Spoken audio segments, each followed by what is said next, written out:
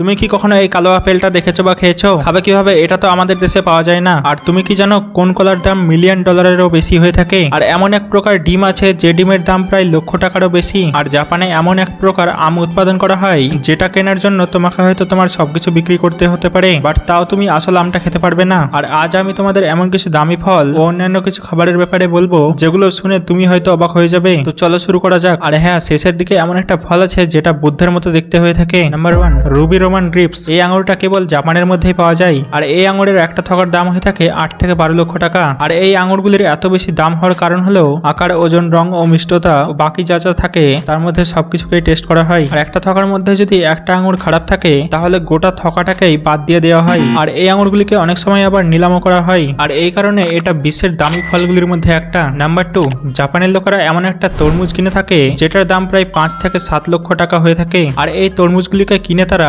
Status symbol হিসাবে বা showpiece হিসাবে বাড়িতে রেখে থাকে। আর এটা হলো জাপানের ডেনসুকি ব্ল্যাক তরমুজ, যেটার উপরের খোল বা ছালটা এত বেশি মসৃণ ও কালো রঙের হয়ে থাকে যে সেটা দেখতে অনেক বেশি সুন্দর লাগে। আর এটাকে সেখানের হোকাইডো স্যাফাইরোতে লাগানো হয়। আর এই তরমুজটাকে খুবই অল্প পরিমাণে চাষ করা হয়, যে কারণে এই তরমুজটাকে একটা রেয়ার ফল হিসাবে ধরা হয়। নাম্বার 3, জাপানের মিয়াজাকি ম্যাঙ্গো। আর এই আমগুলিকে দুনিয়ার সবথেকে বেশি দামি আম হিসেবে ধরা হয়, যে আমগুলির বাজার মূল্য হয়ে থাকে প্রায় 1.5 থেকে 3 লাখ টাকা কেজি। আর এই আমের এত বেশি দাম হওয়ার কারণ হলো এই আমগুলোকে কোনো সময় গাছ থেকে পাড়া হয় না, তার বদলে আমের কাছে এরকম ভাবে ছোট নেট লাগিয়ে দেওয়া হয়, যার ফলে আম পেকে যাওয়ার পর এই ছোট্ট জালের মধ্যে আটকে যায়। আর এই আমকে বাছাই কিছুটা এরকম ভাবে করা হয়, যেখানে একটা আমের ওজন যদি 350 গ্রামের কম বা বেশি হয় তাহলে সেটাকে ফেলে দেওয়া হয় ও তারপর সেই আমটার মিষ্টতা টেস্ট করা হয় ও সেই আমটার রং একদম লাল হওয়া দরকার হয়ে থাকে, যেটার পর সেই আমটাকে বাজারে পাঠানো হয়। নাম্বার 4, তুমি যদি কমলা লেবু খেতে ভালোবাসো তাহলে জাপানের ডেকাপন সিটারাস নামের এই কমলাটাকে খেতে পারো, যেটাকে একবার খেলে তুমি এটার প্রেমে পড়ে যাবে, কারণ এটা অনেক বেশি মিষ্টি ও সুস্বাদু হয়ে থাকে। আর এই কমলার ওপরটা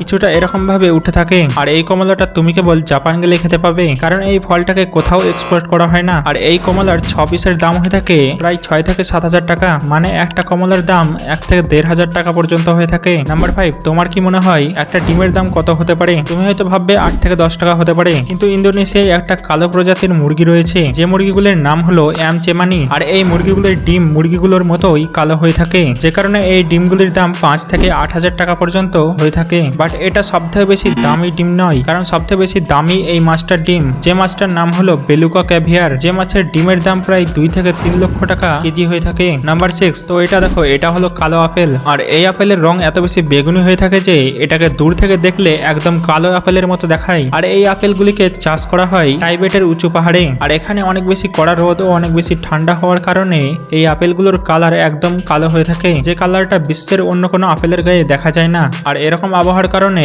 এই আপেলের প্রোডাকশনও অনেক কম হয়ে থাকে। বাট এই আপেলের ডিমান্ড বাজারে অনেক বেশি হয়ে থাকার কারণে এই আপেলটার দাম প্রায় 1,500 থেকে 2,000 টাকা পিস হয়ে থাকে। Number 7, white Jewel strawberry. এই স্ট্রবেরিটাকে জাপানে লাগানো হয়। আর এই স্ট্রবেরিটা বাইরে থেকে একদম সাদা ও হালকা গোলাপি হয়ে থাকে। আর এই স্ট্রবেরিটা ভেতর থেকে সাদা হলেও এই স্ট্রবেরিটা নর্মাল স্ট্রবেরির থেকে অনেক বেশি মিষ্টি ও সুস্বাদু হয়ে থাকে। আর এই স্ট্রবেরিটার টেস্ট অনেকটা আনারসের মতো হয়ে থাকে। আর এই স্ট্রবেরির একটার দাম হয়ে থাকে প্রায় 750 টাকা। নাম্বার 8, দেখো, এই নাশপাতিটা কোনো সাধারণ নাশপাতি নয়, কারণ এই ইউনিক নাশপাতিটা বুদ্ধের শেপের হয়ে থাকে। আর এই কারণে এই নাশপাতির দাম 500 থেকে 1000 টাকা পর্যন্ত হয়ে থাকে বাজারে। আসলে নাশপাতি গাছের মধ্যে যখন ফল আসতে শুরু করে তখন এরকম প্লাস্টিকের ছাঁচ ব্যবহার করে বুদ্ধার আকারের নাশপাতি তৈরি করা হয়। নাম্বার 9, তুমি হয়তো গরমের সময় লিচু অনেক বেশি পরিমাণে খেয়েছো, বাট তুমি কি জানো বিশ্বের সবথেকে বেশি দামি লিচু কোনটা আর তার দামই বা কত? তো এটা হলো জিয়ালু লিচি, যেটাকে গ্যাংডং প্রভিন্সে লাগানো হয়। আর এই লিচুটার প্রজাতি প্রায় 500 বছর পুরনো মনে করা হয়। আর এই লিচুটা কিছুটা এরকম দেখতে হয়, বাট এই লিচুটা খেতে একদম অসাধারণ হয়ে থাকে। আর এই লিচুটা এত বেশি প্রিমিয়াম হয়ে থাকে যে এটার দাম প্রায় $80,000 হয়ে থাকে, যেটাকে 2002 সালে একটা নিলামিতে বেচা হয়েছিল, যেখানে এক পিস লিচুর দাম ছিল $80,000। আর এর ফলে এই লিচুটা গিনিস বুকেও নাম লিখে ফেলে তার সবথেকে বেশি দামি ফল হিসাবে। নাম্বার 10, এটা দুনিয়ার সবথেকে বেশি দামি কলা, যেটাকে তুমি বাড়িতে বানাতে পারবে একটা টেপ ও পেন্টিং ফ্রেমের ব্যবহার করে। আসলে 2019 সালে একটা ইটালিয়ান আর্টিস্ট মাউরিজিও ক্যাটালেন কমেডিয়ান নামে একটা আর্টওয়ার্ক বানিয়েছিলেন, যে আর্টটাই তিনি